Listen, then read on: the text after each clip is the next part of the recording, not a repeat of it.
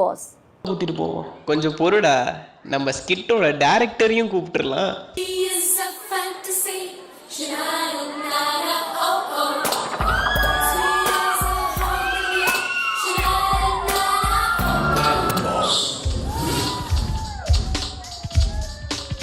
ஓடவும் முடியாது,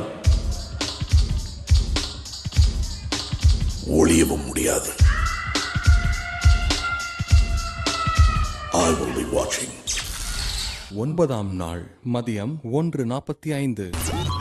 நீங்க நாமினேட் பண்ண போற 2 பேர் யார், என்ன காரணம்? ஐயா, நாமினேட் பண்றதுன்னா என்னங்கய்யா?